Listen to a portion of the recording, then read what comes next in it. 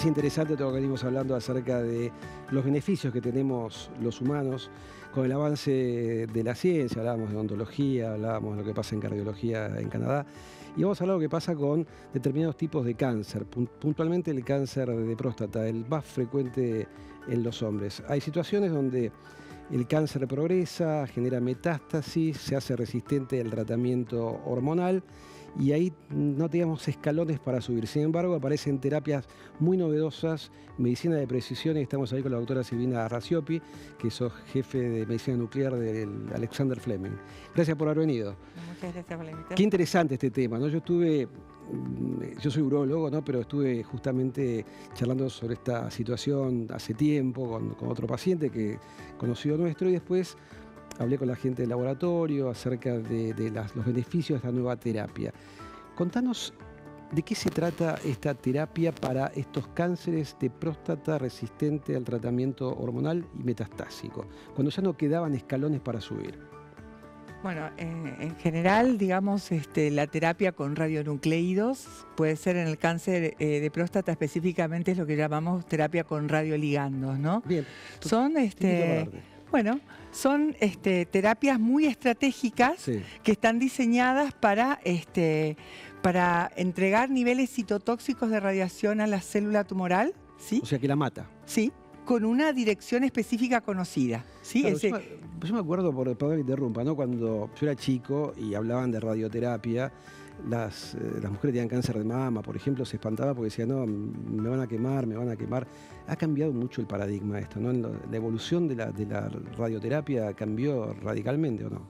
Totalmente. Y esto específicamente es una terapia, como fíjate, este es el ejemplo de un paciente tratado con una dirección biológica conocida, y entonces se cargan determinadas sustancias. Esto que estamos viendo, ¿qué es? Un paciente, es un corte sagital de un paciente con enfermedad secundaria metastásica acá en columna, porque todo era lo más. Que vimos en rojo todo, exactamente. Son metástasis. Exacta, y esta es la respuesta que se genera cuando vos podés lograr una radioterapia sistémica, por así decirlo, con una dirección biológica conocida. Esto es impresionante. Sí, el resultado. Exactamente. Hoy hacemos esto, se pueden hacer con varios isótopos radioactivos. El lutecio 177 hoy es la estrella en cuanto a isótopo terapéutico. ¿Desde cuándo se usa el lutecio? La verdad que tiene muchas indicaciones. Hace muchos años que se usa el lutecio. Por ahí la estrella, esto que tiene más de 20 años, se inició con los tumores neuroendocrinos. Y esa fue la base pivotal de alguna manera para ir generando esta estrategia terapéutica que tenía el lutecio en otros targets moleculares, como en el caso del cáncer de próstata específicamente, que acoplo el lutecio, que es el radiofármaco terapéutico, a una molécula que va dirigida a la célula tumoral prostática. Ahora, ¿cómo sabés todo eso, no? ¿Cómo sabés que el paciente tiene ese tipo de receptores? ¿Cómo se arma todo este cuadro? Bueno, porque en este tipo de medicina de precisión, de lo que llamamos radioterapia molecular, es el concepto que surge es que es el de teragnosis, ¿no?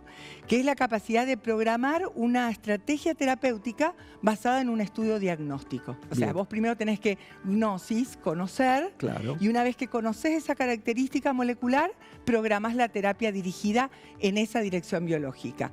Entonces vos seleccionás el mejor paciente que puede ser adecuado para la terapia.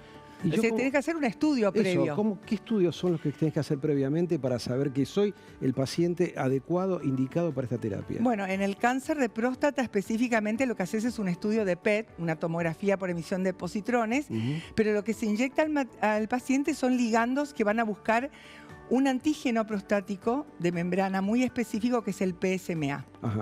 Entonces, cuando lo puedo identificar en un estudio, aquí tenemos la molécula del PSMA, es la molécula teragnóstica en cáncer de próstata. Claro, o sea que vos vas a buscar, tenés una cerradura y lo que tenés que buscar es la llave para que encaje justo ahí. Yo necesito saber qué cantidad de antígeno prostático está sobreexpresado en la célula. Esto, perdón, te interrumpa, no tiene nada que ver con el PSA esto, ¿no? No. Por eso, no, ese es el PSA. Este es un antígeno prostático específico de membrana que se sobreexpresa en la mayoría de los cánceres de próstata, fundamentalmente en los que tienen castración resistente. Bien. Entonces, esta característica molecular que hace un estudio de PET... Perdón, y vos lo podés ver eso. Claro, en un estudio de PET. Entonces, inyectamos el PSMA iluminado por un isótopo radioactivo que solo me sirve para el diagnóstico, y cuando identifico me fijo qué densidad de PSMA tiene. Y si es suficiente y adecuada, puedo programar una terapia intercambiando la luz del isótopo que me permitió identificar por un isótopo poderoso para la terapia como es el lutecio. Exacto. O sea, es una terapia dirigida. Muy dirigida. Y muy personalizada, ¿no? Es precisión. Muy personalizada porque la sobreexpresión de PSMA es bastante personal de alguna manera, ¿no? Tiene que ver con la biología de cada paciente y es muy heterogénea entre pacientes y dentro de la misma lesión. Este es digamos, el corazón de la medicina nuclear como especialidad, porque todo lo que utilizamos son radiofármacos, que pueden ser diagnósticos o pueden ser terapéuticos. Entonces, depende de la misión del isótopo, vos podés hacer estudios diagnósticos, porque son los que más atraviesan, ¿sí? Y cuando conozco una dirección biológica conocida, intercambio por estos que se frenan y que son los dañinos. Entonces, lo que hago es, en mi molécula, interconvierto mi isótopo radioactivo diagnóstico que me iluminó la molécula, exacto, la célula diana, y lo intercambio por un isótopo que sea terapéutico. Entonces, pero tiene que tener la misma característica, digamos, biológica y molecular. Es muy preciso. Es muy preciso, solamente intercambio el isótopo, pero tengo que verlo primero. Ahora, ¿de qué manera la gente se preguntará? Porque la gente piensa en radioterapia y piensa que es algo externo. Esto es sistémico, se coloca por la vena. Totalmente. Entonces, esto, digamos, la radioterapia metabólica, específicamente con radioligandos, es una terapia que combina, a veces digo, lo mejor de los dos mundos. Por un lado tenés todo el efecto citotóxico de la radiación ionizante muy dirigida, pero con una administración sistémica. Entonces, lo haces por vía endovenosa y llega a todos los tallos. ¿Por qué marcás en estos lugares? Bueno, porque marqué simplemente en forma didáctica de que en forma dirigida vos inyectás al paciente y va a un compromiso pulmonar, óseo, ganglionar o incluso local, ¿no? Sin atravesar ningún órgano en el camino que pague el precio. Claro. Nadie paga el precio de eso, simplemente el precio lo paga o lo recibe las células tumorales con esas características. ¿Cuántas dosis requiere de tratamiento una persona que tiene estas características específicas que permiten justamente esta terapia? Bueno, hay un plan ideal, por decirte, de dosis entre 4 y 6 dosis, pero uno lo va testeando de cómo el paciente lo va tolerando.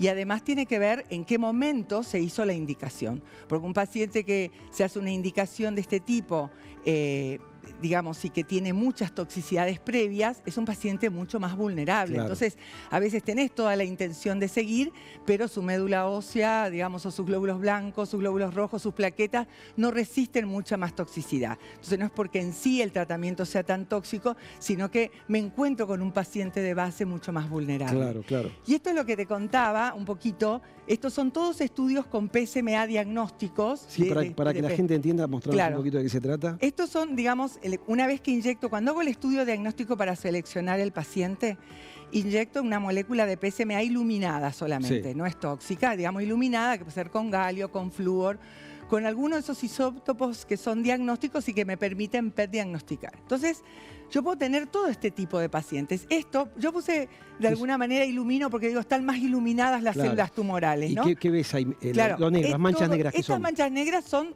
las metástasis del cáncer de próstata.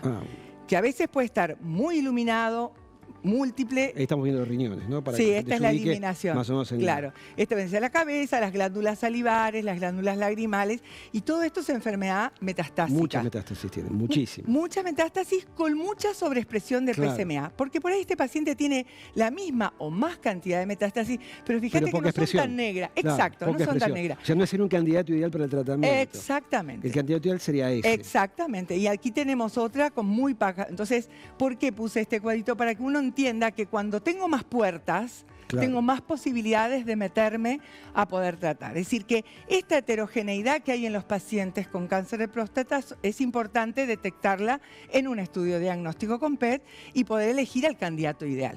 ¿Cuándo empiezas a ver la limpieza, por así decirlo, de esas metástasis? Si el tratamiento fue efectivo, ¿no? Bueno, en general tenés varios parámetros. Uno de los parámetros es un parámetro bioquímico como el PSA, como dijiste, entonces empieza a descalar tremendamente. ¿A cuánto llega? ¿Llega a 0,2? Y esperamos que se bueno, y entonces entre los ciclos vas controlando en forma bioquímica y también en forma de volumen metabólico tumoral, ¿no? Porque vos te puedes hacer, en esto que te mostré tan gráfico, vos podés hacer una carga tumoral global de ese paciente y después vas registrando cuándo. Tenés que tratar de que se vaya bajando de a 20, 30% esa carga tumoral a medida que van pasando las dosis. Me imagino que ustedes trabajarán en un equipo multidisciplinario, ¿no? Totalmente, Trabajás absolutamente. vos en la parte urológica, en la parte laboratorio. Totalmente. Este es un esquemita que de alguna manera, digamos, donde nos mezclamos los especialistas para que nuestro foco más importante sea el paciente, ¿no?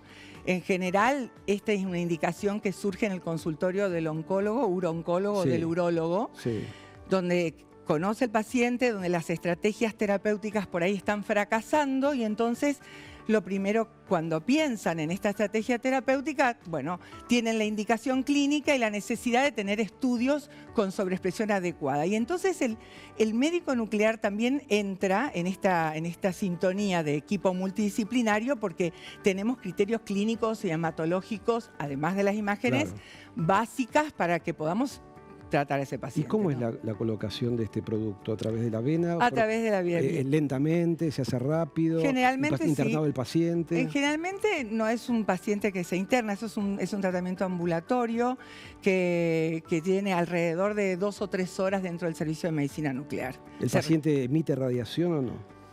Bueno, en realidad la radiación más tóxica se blinda con el propio cuerpo del paciente, pero como el lutecio particularmente tiene algo de radiación gamma que sale del paciente, hay unas medidas de radioprotección para el entorno durante 2 o 3 días posteriores. Pero fundamentalmente, como se elimina por orina, la mayoría de los cuidados tiene que ver con la orina, ¿no? Es más cuidadoso en los pacientes que están sondados, etc. Claro. ¿Y los efectos adversos que puede tener esta medicación, este tratamiento? En realidad lo que más nos preocupa siempre es la mielotoxicidad, ¿no?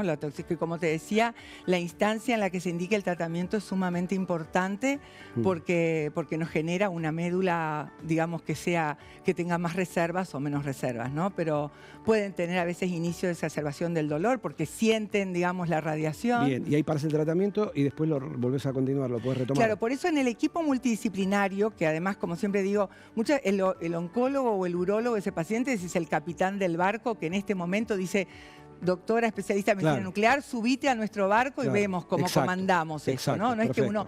Esto me parece sumamente importante. Tome al paciente. Exactamente, porque el paciente tiene ya un vínculo establecido con su médico derivante, ¿no? Eso es muy importante. Y por otro lado, trabajás mucho de la mano con los hematólogos, ¿viste?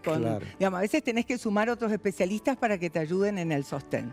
Bien, estamos viendo otra imagen antes. Era igualita esta, sí. Esto cuando me preguntabas cómo se evalúa, entonces ahí te contaba, esto es un estudio basal, está en color el volumen, y este es un paciente que claramente respondió. Fíjate el volumen de verde y este es el volumen. Algunos que tenés que darle la chance, que pueden ser iguales, algunos responden, o sea, tenemos parámetros para continuar o descontinuar un tratamiento y estos son los que claramente progresan. O sea, lo ideal no es a veces lesión por lesión, sino que hacer una valoración global del volumen metabólico global de ese paciente. Bien, por último, ¿este tipo de terapia con lutecio se está empleando o se va a emplear para otro tipo de cáncer? El lutecio es una molécula muy noble que, acoplada a otras, como el FAPI, por ejemplo, que es algo que viene, también va a servir para otras etiologías. Lo importante es que uno pueda, en esa medicina de precisión, poder detectar esa característica diana biológica a la que vos acoples el lutecio. El lutecio es un isótopo que te sirve para terapéutica acoplado a lo que quieras. Excelente, muchísimas gracias. Muy amable, te invito a sentarte. Bueno, fue el mes de la concientización, de la prevención acerca del cáncer de mama, pero me sorprendió una técnica novedosa de cirugía, técnica quirúrgica, y estamos aquí con el doctor Eduardo Becar Varela, que sos médico cirujano. Un placer tenerte acá, gracias por venir. Muchas gracias. Sos del Hospital Austral, Universitario Austral, y me llamó la atención esta técnica novedosa de tratamiento quirúrgico del cáncer de mama. Contanos de qué se trata este tratamiento. Bueno, como bien dijiste, es una técnica nueva en cirugía, relativamente nueva, que, como siempre decimos, o sea, la cirugía es en cierta manera una agresión a los pacientes, ¿no? Es un mal necesario. Sí. Entonces, desde hace ya muchísimas décadas. Pero fue cambiando, por suerte, ¿no? Por suerte, justamente, fue la tendencia... mínimamente invasivo y esto es un beneficio para todos nosotros, ¿no? Exactamente. La tendencia es tratar de, con la cirugía, minimizar ese daño. Y bueno, y la cirugía endoscópica en diferentes variantes, en el tórax, en el abdomen, ha cambiado radicalmente Muchísimo. el manejo de la enfermedad. Y bueno, se terminó incorporando también la posibilidad de hacerlo en la cirugía mamaria. No en toda la cirugía mamaria, sino en algunos casos en los cuales se necesita hacer una mastectomía, o sea, sacar toda la glándula mamaria, que bueno... Al decir, perdón, mastectomía, estás diciendo sacar toda la glándula con piel o sin la piel. Bueno, también la mastectomía, que hace 60 años era una única cirugía, hoy hay diferentes tipos de mastectomías y también han evolucionado a mastectomías más conservadoras. Y básicamente es eso, es conservar el envoltorio cutáneo para poder en el mismo momento hacer una reconstrucción mamaria. Entonces, en aquellos casos en los que uno tiene que sacar la glándula mamaria conservando ese envoltorio, se han ido buscando cicatrices menores, incisiones menores en ubicaciones que generen menos daños y se va buscando en ese menor daño disminuir las complicaciones, tratar de aumentar la buena sensibilidad en la mama de la paciente. A veces parece que no fuera algo importante, pero la sensibilidad mamaria es un factor muy importante. Y tener ubicaciones cosméticamente menos notorias. O sea, puedes hacer, perdón, en mastectomía total y también parcial. En parcial la cirugía endoscópica no, en la parcial no. Total. Es cuando se hace una mastectomía completa, sí.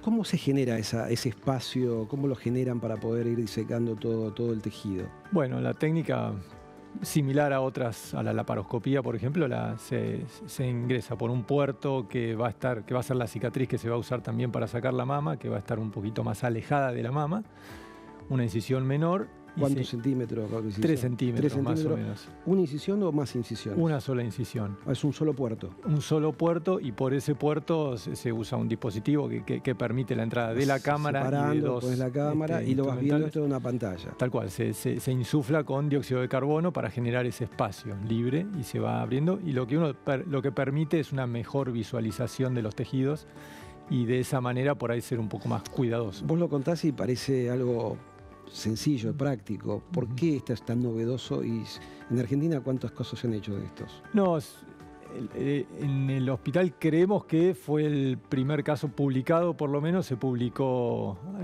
hace unos meses, la primera cirugía que se hizo, y por ahora llevamos hechos 6 o 7 pacientes con esta cirugía, porque no es para todos, no es en el 100% de los casos, por las dudas. ¿Cuál es el paciente ideal? ¿Cuál es la paciente ideal, indicado?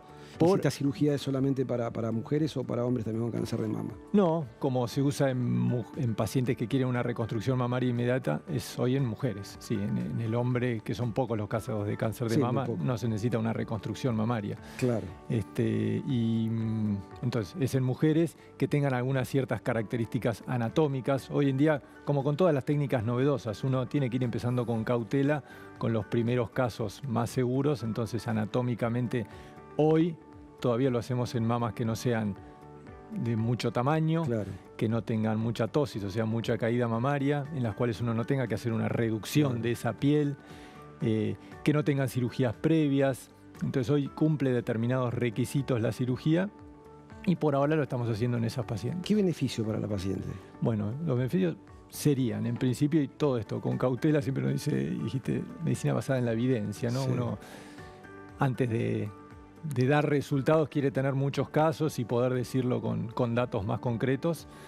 Así que somos cautelosos en eso, pero en principio en el mundo ha demostrado que podría disminuir las complicaciones de la herida quirúrgica, aumentaría la posibilidad de mantener la sensibilidad de la mama y todo eso una recuperación más rápida y menos dolor en la paciente. Entonces, menos dolor, más sensibilidad, menos complicaciones. ¿Qué posibilidad de colocar una prótesis en ese momento?